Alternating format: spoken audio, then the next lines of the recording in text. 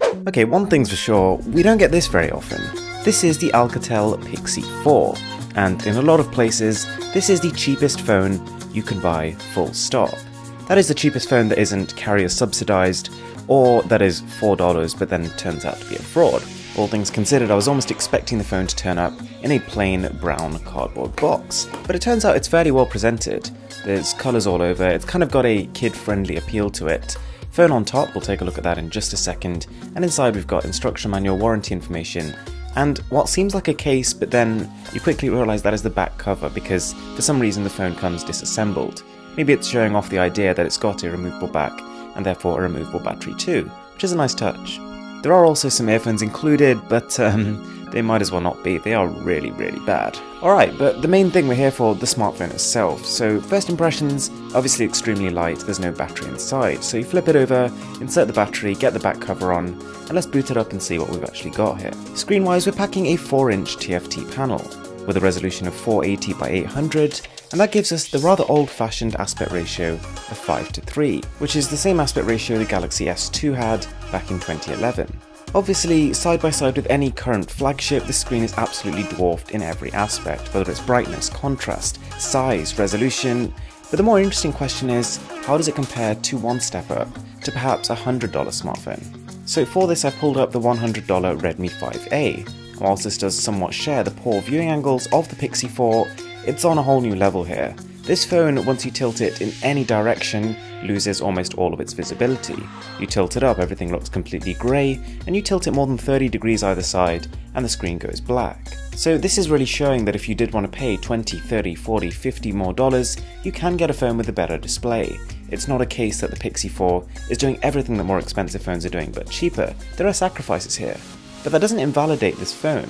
It's very possible that even amidst these sacrifices, you're still getting better value for money because it's easy to forget just how cheap this phone is. The front of the phone reveals two surprising inclusions. We've got a notification LED and a front-facing flash. It's questionable how much of a priority those actually were, considering how much room for improvement the display has. But at the same time, it's ticking a lot of boxes, even if the front flash is completely useless.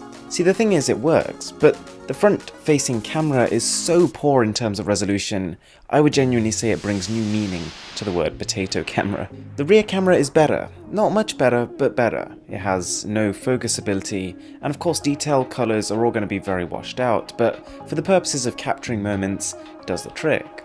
Under the hood, we're packing the MT6580M and 512 MB of RAM. This is not a powerful phone. Having said that, the dual-core GPU inside does actually handle graphics reasonably well. I found that 2D games, a lot of 3D games that I wasn't expecting to run too, actually worked fine. You'll find you actually notice the lack of power much more when it comes to loading applications, loading screens, or browsing the internet. Once you're actually in an application, performance seems to be pretty steady. And the UI was surprisingly slick. I wasn't expecting the screen to feel this responsive or the animations to be this refined. It's not bad at all. Like the outer packaging, the software feels slightly child-focused, with an emphasis on ease of use and colourful icons, but that kind of makes a lot of sense. I reckon the target demographic for a phone like this is a child getting their first smartphone, for things like WhatsApp and Facebook messaging, for which this works fine. As you probably guessed, given its tiny dimensions and plastic construction, it's not a heavy device, but it's definitely not a slim one either. Now, this doesn't become an issue because of the phone's fairly narrow body, but at the same time does make it feel much more like a toy than it could have if it was 2mm thinner. I also found the battery held up, not great, but you could just about push through a day with it.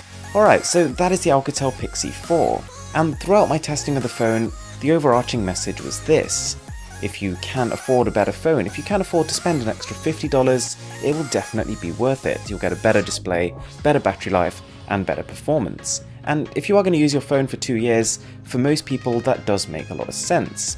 Having said that, if budget is really a concern, the fact that this phone offers most of the things that more expensive ones do, at a serviceable level, is quite impressive, and that makes this definitely a viable option for about $30.